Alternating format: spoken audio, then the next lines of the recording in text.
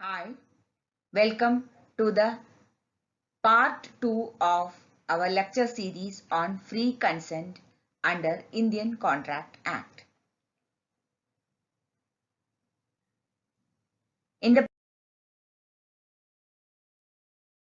previous video, we have discussed about one element or situation in which there is no free consent, and that was coercion.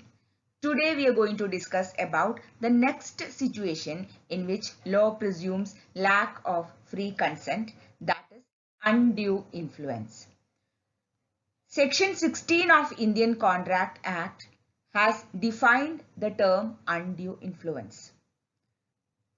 Under Section 16 subsection 1 of Indian Contract Act 1872, a contract is said to be induced by undue influence where the relations subsisting between the parties are such that one of the party is in a position to dominate the will of the other and uses that position to obtain an unfair advantage over the other. This is what section says. So from this, it is very clear that undue influence can happen in a peculiar relationship. That means the relationship is very important, that it is a relationship in which between two contracting parties, one is in a dominant position. To make it more clear, one party is in a position to dominate the will of the other party. Therefore, in this situation, a moral force is applied on the other party to influence him to give his consent. Okay, and therefore, the court will assume the presence of undue influence in three cases, three situations. Let us look into what are those situations. The first one is where there is an apparent authority. Between the two parties, one party has an apparent authority over the other. The next one is where the parties are in a fiduciary relationship. And the third one party is dependent on the other. Okay, now let us look into more details about this apparent authority. This apparent authority between parties are clear in cases where there is a relationship of master and servant, superior and subordinate, employer and employee, landlord and tenant. As you can see, in all these relations, very clearly one party is in a superior position, and because of the subordinate position, the other party will be, can be forced to give consent. For example, the employer is asking employee to sell his property to the employer for a cheaper price. In this situation, the employee might be afraid of being kicked out of the job, or maybe demoted, or maybe he is afraid that he will not be promoted, or he may also be afraid that he'll face some other problems in his career or in his office if he is making the employer unhappy. And this is a moral or mental force which is applied here. Though the employer may not be applying or directly talking about any pressure, that pressure happens due to the presence of the due to the kind of relationship which they are in, and therefore there can be undue influence where there is apparent authority. Is that clear? Let's move into the next one. The another one is very famous, that is fiduciary relationship. A fiduciary, the term fiduciary means of trust and confidence. There are some relations where one party has complete faith or trust in another party. That such kind of relationship develops between a doctor and a patient, a lawyer and a client, a teacher and a student, and a religious leader and disciple. These are some examples of such relations where one party, see, for example, a patient goes to a doctor, the patient has to release all details about him to the doctor. And this revelation happens under a faith that my secrets are safe with the doctor. And naturally or inevitably, he will follow the advices of the doctor without verifying it, isn't it? The same thing happens between in other relationships where a teacher and a student, a religious leader and a disciple. In all these cases, one party may tend to blindly obey the advices or the instructions of the other party. So in fiduciary relationships, there are high chances of undue influence. Okay. Now the third one, that is very clear to everyone. When one party is dependent on the other, it could be due to sickness, it could be due to lack of education. That person is unable to read or write. So naturally he has to depend upon another one who will read it over to him, who will write for him. Or maybe this can happen with people who are old and they are dependent on somebody else. People who are permanently sick and therefore they are dependent on somebody else. So this dependence also brings a situation where one party will blindly obey or follow the instructions of the other party. And therefore, law presumes that in all these three situations, there can be an undue influence. Okay, but at the same time, that has also to be noted that undue influence exists only in such cases where the one party is in a dominant position.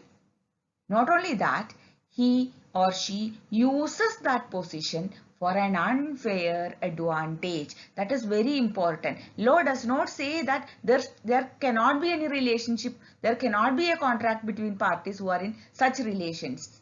As long as it is fair, no problem. But it should not be that such a position a person should not be using for any unfair advantage. Okay, so in order to prove undue influence, you have to prove two things. One party is in a dominant position and he has used that position for an unfair advantage. With reference to undue influence, there are examples galore. So many judicial decisions are there. If you look into, there are so many. For reference purpose, I am taking three decisions. The first one was, see, it is Subhash Chandra Das Mushib versus Ganga Prasad Das Mushib and others. This was decided in 1967, AIR 1967, SC 878.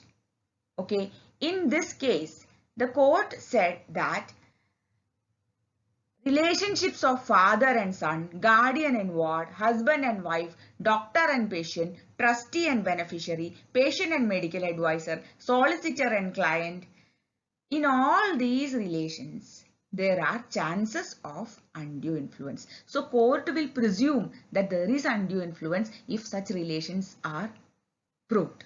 Okay. Now, the next case law is SB Patel versus NJ Tiwari. This was decided in 2010, AR 2010 SC 2132. Okay. Now, what happened in this decision? It says that full particulars of undue influence must be pleaded. That means in order to prove an undue influence, as I told you, there are two things. One, the party was in a dominant position, and the other thing that that position was used for an unfair advantage. Okay, these cases are for reference. Okay, now the third one is Ladli Parshad Jaiswal versus the Karnal Distillery Company Limited. This was decided in 1963, AR 1963 SC 1279. In this case, it was held that the presumption of undue influence will only arise if it is established by evidence that, see now listen, two things are there. The party who had obtained the benefit of a transaction was in a position to dominate the will of the other, and number two, that the transaction is shown to be unconscionable. Okay, so two things are to be proved. Okay, now there are other case laws, famous case laws like P. Saraswati Ammal versus Lakshmi Ammal, which was decided in 1978, AIR 1978, Madras 361. In that case, it was said mere proof of relationship, however near it may be, is not sufficient for court to assume that one relation was in a position to dominate the will of the other. And in similar line, another decision was there in Afsar Sheikh versus Soleiman Bibi. It was decided in 1976, AIR 1976, SC 163, which says that to render influence as undue, more than mere influence must be proved. Okay, so there are so many examples for clarity of the legal position in case of undue. What is undue influence, when undue influence can be proved, when undue influence can be claimed, and how it has to be proved. Okay, now the next question, if undue influence is proved, or if the consent is obtained through undue influence, what will happen to the contract? As we have already seen in coercion, the same thing is applicable in undue influence also, because both of them are contracts where there is no free consent. So, and therefore, a contract in which the consent obtained by or through undue influence will become voidable. An avoidable contract or avoidable agreement is valid as long as the innocent party has no objection. Like the employee who signed out of fear on a contract with the employer may keep quiet for a long time, and during that time the contract will be valid. But at the same time, when he gets another job, or when he gets some other assurance, he might talk about it and he might object, saying that the consent was not free and there was undue influence. In such circumstances, the innocent party can avoid the contract, and therefore voidable contracts are valid, but voidable contracts can be avoided by the innocent party. Okay, so that's all about undue influence. We will